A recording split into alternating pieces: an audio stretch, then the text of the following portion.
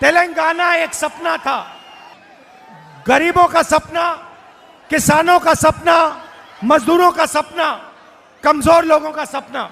और 9 साल के लिए टीआरएस ने इस सपने को कुचलने का काम किया। आपने कोई सपना देखा था और टीआरएस ने कुछ और कर डाला। और अब टीआरएस पार्टी ने अपना नाम बदल दिया, नया नाम लाए हैं बीआरएस, मतलब बीजेपी रिश्तेदार समिति। चीफ मिनिस्टर सोचते हैं कि वो तेलंगाना के राजा हैं, कि तेलंगाना उनकी जागीर है, उनकी है।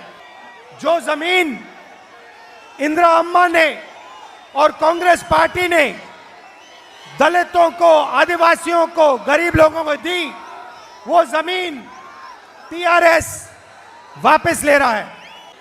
मैं आपको कह रहा हूं, आपने ये सवाल भारत जोड़ो यात्रा में भी उठाया था। ये जमीन चीफ मिनिस्टर की नहीं है, ये जमीन आपकी है, ये आपका हक है। और ये जमीन जो आपकी है वो कांग्रेस पार्टी आपके हवाले करेगी। भ्रष्टाचार में आपके चीफ मिनिस्टर ने कोई कमी नहीं छोड़ी। कलेश्वरम प्रोजेक्ट में 1 लाख करोड़ रुपए उन्होंने लिया, छीना। धरनी पोर्टल के बारे में आपने मुझे भारत जोड़ो यात्रा के समय समझाया कि चीफ मिनिस्टर आपकी जमीन किस प्रकार से छीनते हैं। मिशन ककटिया में उन्हें जबरदस्त भ्रष्टाचार किया। समाज के हर सेक्टर से उन्होंने कुछ ना कुछ चोरी किया है। किसानों से, दलितों से, आदिवासियों से, युवाओं से, सबसे आपके चीफ मिनिस्टर ने धन छीना है। हमने पार्लियामेंट में बीजेपी के खिलाफ हम खड़े हुए। भैया बात कर रहा हूं। पार्लियामेंट में कांग्रेस पार्टी बीजेपी के खिलाफ खड़ी रही, मगर टीआरएस और आपके चीफ मिनिस्टर ने बीजेपी की बी टीम का काम किया। जब हमने किसान बिल का मुद्दा उठाया तो पार्लियामेंट में टीआरएस ने बीजेपी की पूरी मदद की। जो भी नरेंद्र मोदी जी चाहते हैं आपके चीफ मिनिस्टर उनके लिए कर देते हैं, क्योंकि नरेंद्र मोदी के हाथ में आपके चीफ मिनिस्टर का रिमोट कंट्रोल है। कांग्रेस पार्टी ने पहले वरंगल में रायतू डिक्लेरेशन किया, उसके बाद हैदराबाद में यूथ डिक्लेरेशन किया, और आज एक आपके लिए एक ऐतिहासिक कदम उठा रहे हैं। चयुक्ता वायदा 4000 रुपए हर महीने सीनियर सिटीजन्स, विधवाओं के लिए पेंशन। ये एक और कदम है गरीबों की मदद करने का। और दूसरी बात, जो पोडू जमीन है, पोडू लैंड,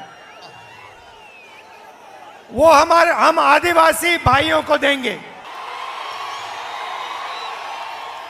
कुछ महीने पहले हम कर्नाटक में चुनाव लड़े, उधर भी एक भ्रष्ट सरकार थी, गरीब विरोधी सरकार थी। कांग्रेस पार्टी ने उस सरकार को परे कर दिया, हरा दिया। कांग्रेस पार्टी के साथ कर्नाटक में कर्नाटक का हर गरीब व्यक्ति खड़ा हो गया। एक तरफ बीजेपी और उनके अरबपति, और दूसरी तरफ कर्नाटक के किसान, मजदूर, दलित, आदिवासी, छोटे दुकानदार, माइनॉरिटीज, पिछड़े लोग सब एक साथ खड़े हो गए। और वैसे ही तेलंगाना में होने जा रहा है।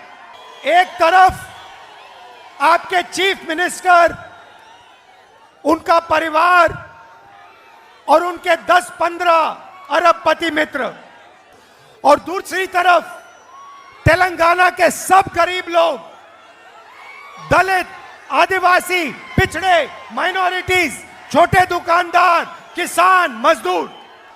इसीलिए तेलंगाना में भी वही होने जा रहा है जो कर्नाटक में हुआ।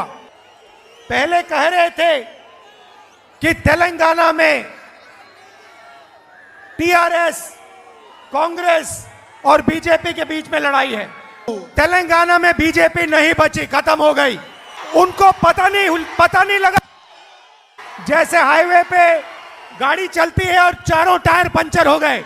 अब तेलंगाना में कांग्रेस पार्टी और बीजेपी की बी टीम के बीच में लड़ाई है। और जैसे हमने कर्नाटक में बीजेपी को हराया, वैसे ही हम यहां तेलंगाना में बीजेपी की बी टीम को हराने जा रहे हैं। देखिए, विपक्ष की मीटिंग हुई, दिल्ली में विपक्ष की मीटिंग हुई और विपक्ष के नेताओं ने कहा कि कांग्रेस पार्टी मीटिंग में टीआरएस को बुलाना है। हमने विपक्ष को साफ कह दिया कि अगर टीआरएस इस मीटिंग में आएगी तो कांग्रेस पार्टी इस मीटिंग में नहीं आएगी। हमने कहा कि टीआरएस बीजेपी की बी टीम है, हम उसके साथ नहीं बैठेंगे, हम उसको तेलंगाना से हटाएंगे।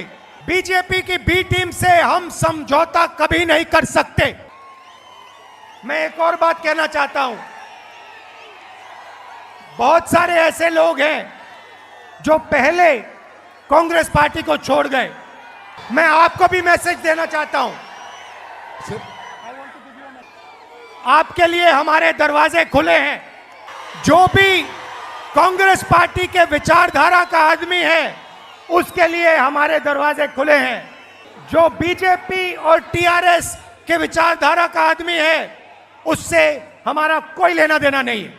और तेलंगाना को एक और बात समझनी चाहिए, तेलंगाना के युवाओं को एक और बात समझनी चाहिए। जो केसीआर जी ने भ्रष्टाचार किया, उसके कारण नरेंद्र मोदी का दबाव उन पर है। लिकर स्कैम में जो भ्रष्टाचार किया, वो सब एजेंसीज को मालूम है। इसीलिए मैंने कहा कि टीआरएस बीजेपी की बी टीम है और उन्होंने ये बात मान ली और अपना नाम बदल दिया। बीआरएस का मतलब बीजेपी रिश्तेदार समिति, और इनको हम यहां से हरा के दिखाएंगे।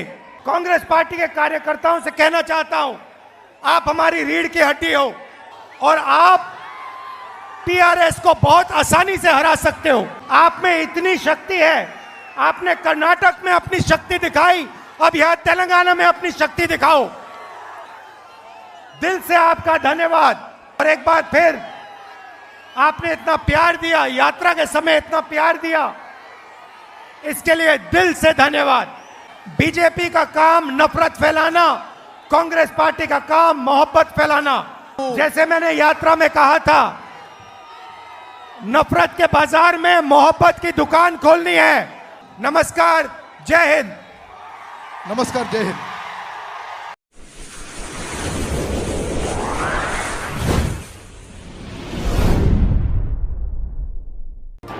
AHA न्यूज को लाइक करें, शेयर करें और सब्सक्राइब करना ना भूलें।